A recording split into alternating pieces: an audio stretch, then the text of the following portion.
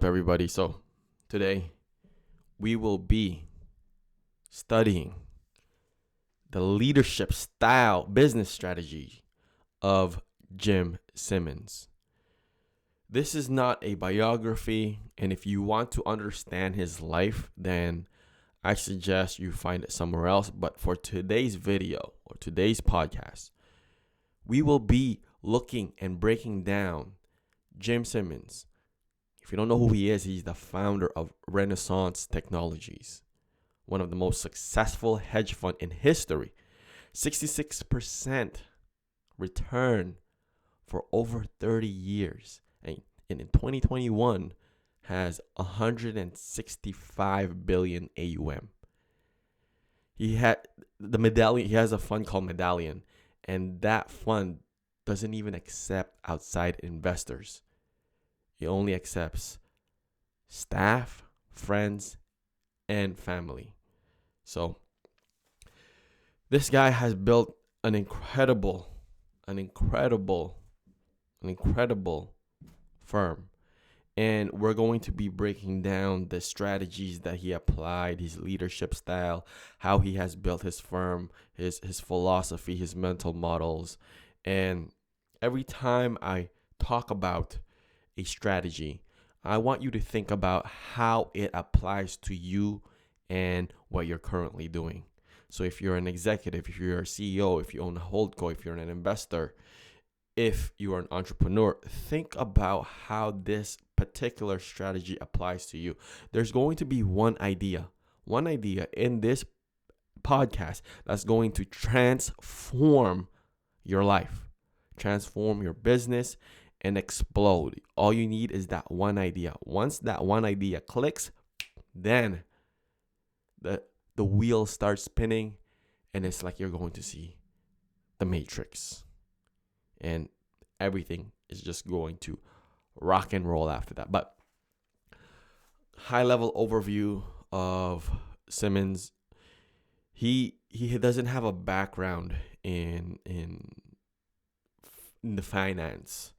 He's more known for being a mathematician, but he revolutionized the investment world when he applied quantitative analysis and advanced mathematical models to identify and exploit the market inefficiencies. All right, so the firm they have this quantitative model, and they use mathematical and statistical analysis, and Simmons has built a great team, and he has an unconventional approach to doing things, but he's also relentless on improving himself, relentless on improving the firm's return, and more importantly, relentless with attracting and hiring the right people. He has been consistently outperforming the market. The fund has been consistently outperforming the market, and to generate 66% return before fees for over 30 years, that is an amazing feat. So he has one of the greatest track record in investment history, and because of that, the firms, they charge 2 and 20, right? 2% management fee, 20% carry. But his firm charges 5 and 44, 5% management fee and 44% carry.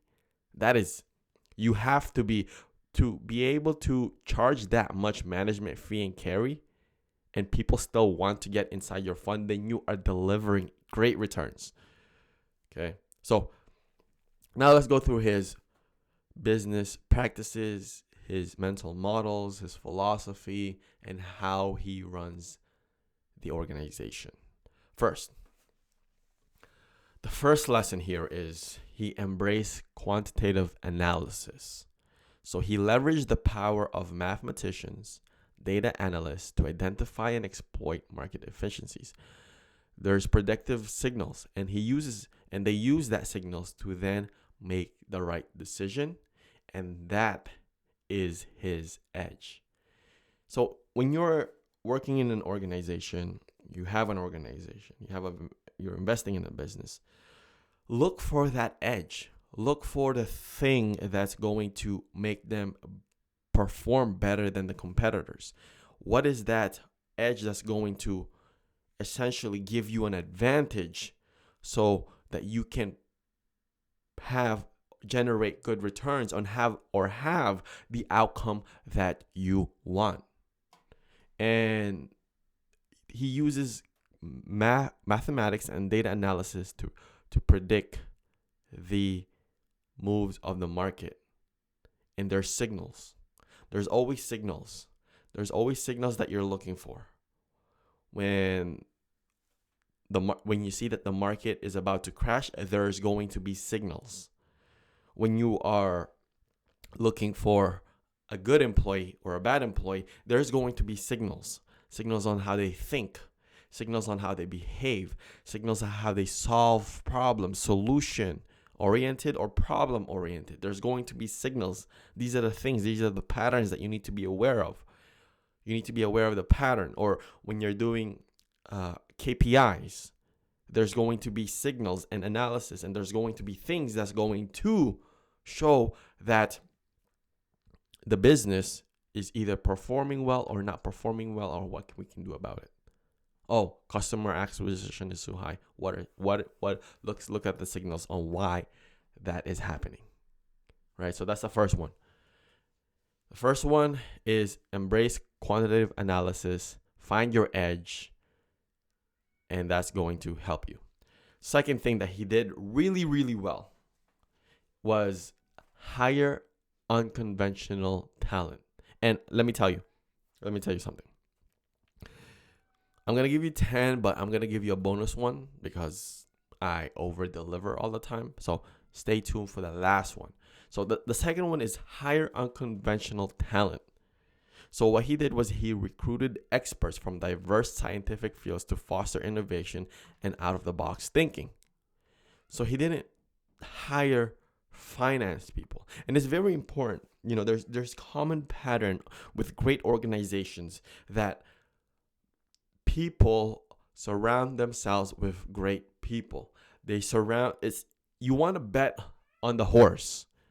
Sometimes the people have the same factors, but the most important thing is the horse. Which horse are you betting on? So bet on the right horse, have the right people, have the right talent in your team. And what Jim did was he was unconventional when it comes to hiring. He didn't hire finance people.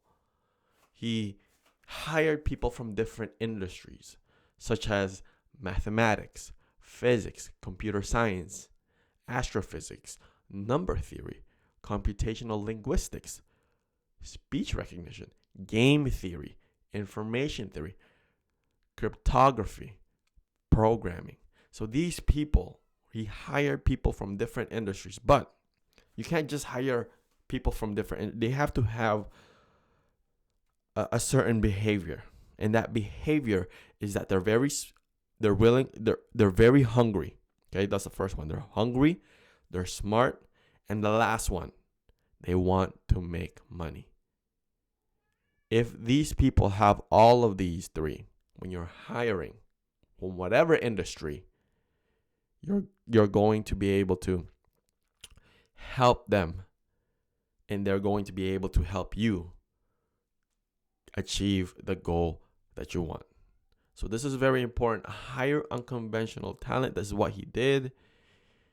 He was able to then, the next step, once you hire the talent, you have the right talent.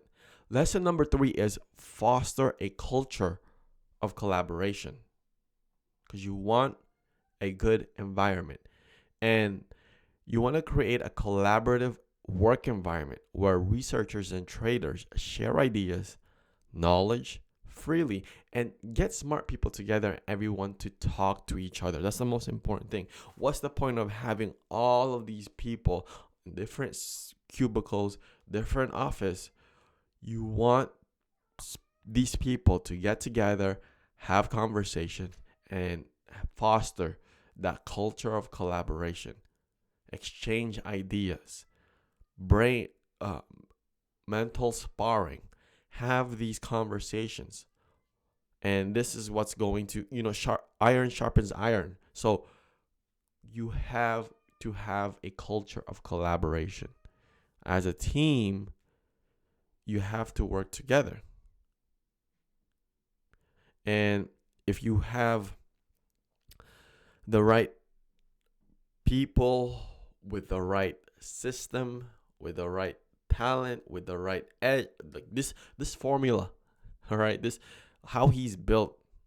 Obviously, he's done something great. Jim has found the formula, found the blueprint on how to create amazing organizations. And this, I'm sharing this with you right now. So this is very, very important. Collaboration. All right. Next.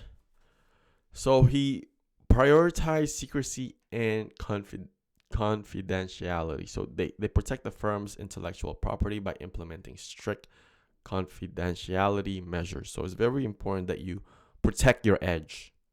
Remember, you have an edge. He protected that model, or the predictive model that he has.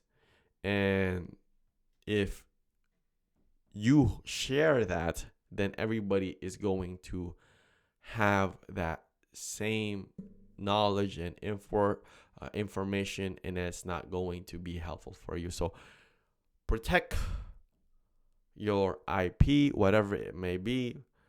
Protect that intellectual property, and make sure that you have strict confidentiality measures.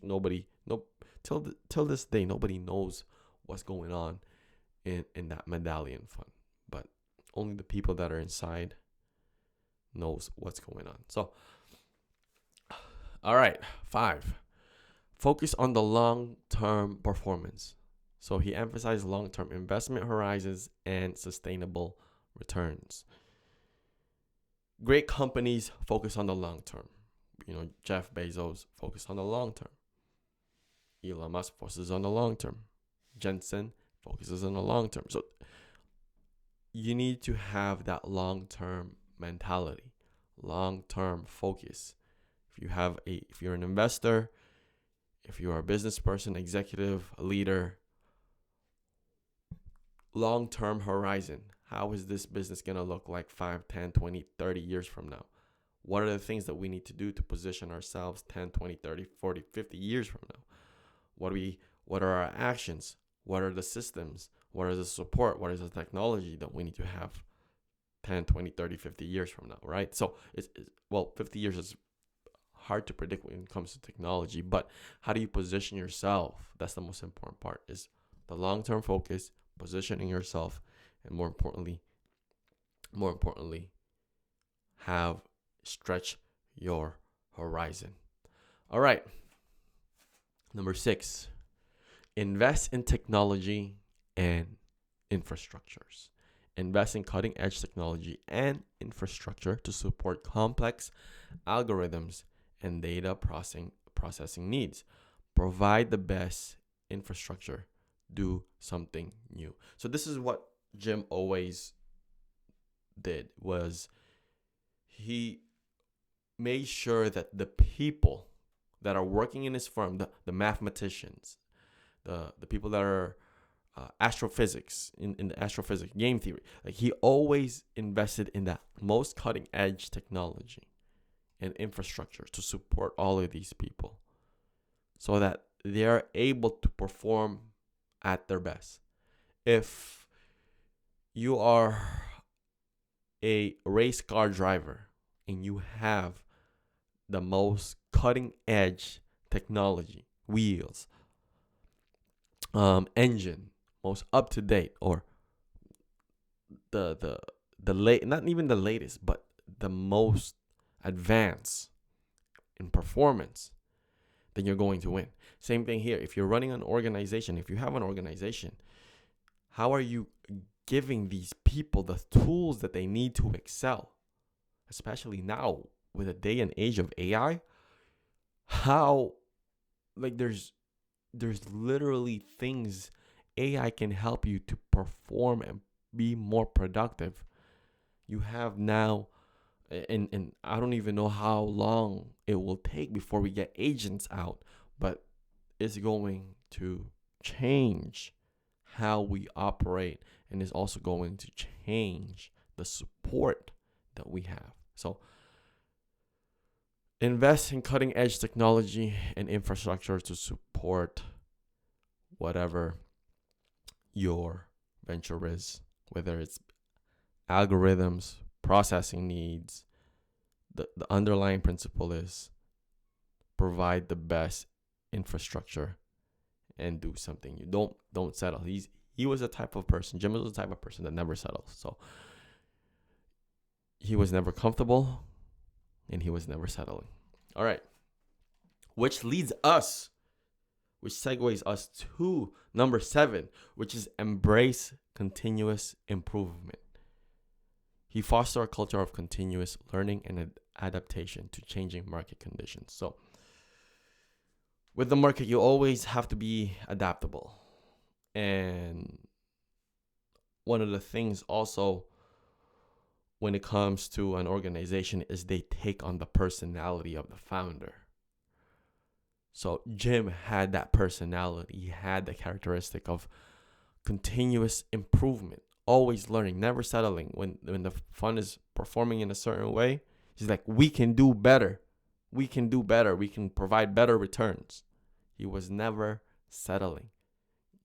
Just like Michael Jordan, just like Kobe Bryant. They always had that growth mentality. Okay, let's perform better. Okay, when Michael Jordan won his 5th ring, all right, let's get the 6th ring, right? So always improve and have that culture. So what I mentioned earlier is very, the organization takes on the personality of a founder. So these people look up to you. You have to lead these people. When they see you, what kind of behaviors are you demonstrating? And that is very important. The behavior of a leader, behavior of growth, behavior of getting better, and have a culture of those people. All right. Now, number 8. So he maintained a flat organizational structure. And I did a video for, a lot of high performing CEOs. And one of the things that they always talk about is minimize bureaucracy. Minimize bureaucracy. Because it slows down growth. Minimize bureaucracy. Empower employees to take ownership and contribute their ideas. You want people to treat it as if it was their business. You want it to make sure that your staff, the people in your organization are going to take ownership and also allow them to contribute their ideas, because people want to feel like they're being heard. People want to feel like they can contribute. People want to feel like they want to make a difference. And if you have smart people with the right infrastructure, with the right type of technology, the right type of culture, then you're going to it's okay for them to contribute their ideas, because that's what you want. You want smart people, enabled people, competent people to contribute their ideas. And more importantly, take ownership. Take ownership. Do you want them to take ownership of their success and lessons? When things don't go their way, you want them to take ownership. have accountability. Which then leads us to number 9. Lesson number 9, align incentives with performance. So Jim implemented a compensation structure that rewards employees based on the firm's overall performance and makes everyone partners. So now, you minimize bureaucracy, you empower your employees to take ownership, and then you allow them to contribute their ideas and have the accountability. Now, if they do a great job, then what Jim does is he compensates them. He rewards people based on the firm's overall performance, and he makes everyone partners. Do you think one of the things that's hard to do is keeping talent? Imagine if you had Michael Jordan on your team and you're the GM, general manager, okay? Or Tom Brady, or whatever sport it may be and team it may be. How are you going to keep that talent? That is also a challenge. How are you going to keep that? Well, if you make everybody partners and if you have a good compensation structure, then you're going to have a good performance and that person will want to stay. Charlie Munger said, show me the incentives and I'll show you the outcome. Jim understood this. He had the right incentives. He had the right compensation structure. He rewarded the employees. And you saw the firm's overall performance. And also, why would anybody leave if they are partners and getting paid well, right? And he's also created a good culture. Why would people want to leave? And that's what you need to have. The recipe. Those are the recipe. Those are the ingredients. Put it all together. Apply it to your business. Apply it to your venture. Apply it to the things. All right. Apply it to your life. Now, number 10. All right. Lead with intellectual curiosity. He created an environment where everyone feels valued and empowered to contribute, give people freedom. So, like I mentioned earlier, you want to have an environment where people feel valued. You want to have an environment where people are empowered to contribute, give people freedom. The great ones want to feel free. They can be an entrepreneur themselves. Like this, let's say you're hiring John or Jim, right? Jim is he can be an entrepreneur, but if you're able to recruit that talent and then give him the freedom as if he was working for himself, then you just got a great talent in your organization. I'm seeing this, like, people want to be free, right? And if you're micromanaging your leaders, you have the wrong leaders. Let me just say that. Okay. Lesson. This is the most important lesson. Okay. And we're at the final one. This is something that is very important. He said, don't give up. Don't give up. Don't give up. Don't give up. Let me say that one more time. Don't give up. Okay. In the early years of the Medallion, it wasn't very easy. The fund wasn't easy. In its first year, the Medallion Fund, 1988, it only returned 9% net of fees, while the S&P 500 was up over 16%. You could have put your money in S&P 500 and you would have made more money. But in the second year, the fund, the second year, that was the first year. First year, 9%. The second year, the fund suffered 4% loss. 4% loss, while the S&P 500 was up over 30%. So people would have made more money on investing on the S&P 500. It was up 30%. And this created tension in the firm. But he never gave up. Jim never gave up. You only lose if you give up. Let me tell you that right now. And over the next few years, he hired the elite mathematical talent that would take Medallion Fund to new heights. And the rest was history. And in 1994, Medallion generated a return of 70%. And in 2000, it generated the highest return ever of 98.5%. So that's a lesson of the power of not giving up. And you see, everything that I talked about is all connected. From each lesson, they are all connected. There's a sequence. There's a pattern. And if you see the pattern, because everybody is going to, for some people, the second lesson is going to be the most important based on the current season that they're going through or the current chapter in their life that they're going through. And for some people, it's going to be the last lesson. But this is one of the, I would say, highly, highly successful individual. And he created an amazing organization through his hard work, intellectual curiosity. He's a very independent thinker too.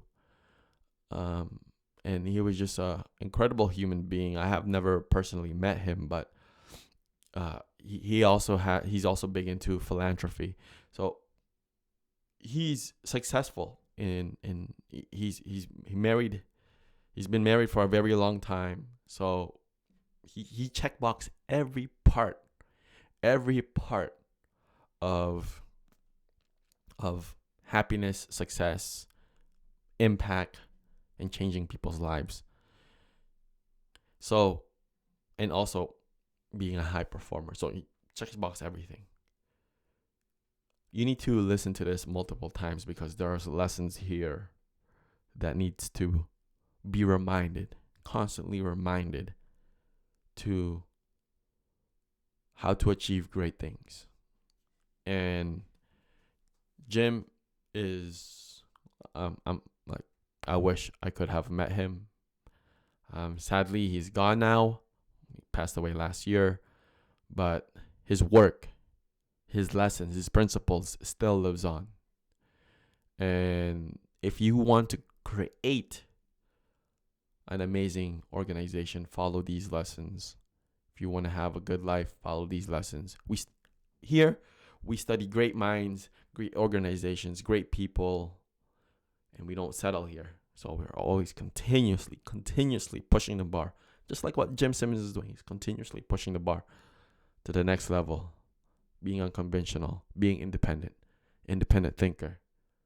And if you found value in this episode and podcast, I suggest you subscribe. Welcome to the family. If you're new to this, welcome to the family. And share this to someone that will find this very, very valuable. With that being said, I'll see you on the next episode podcast, and keep crushing it.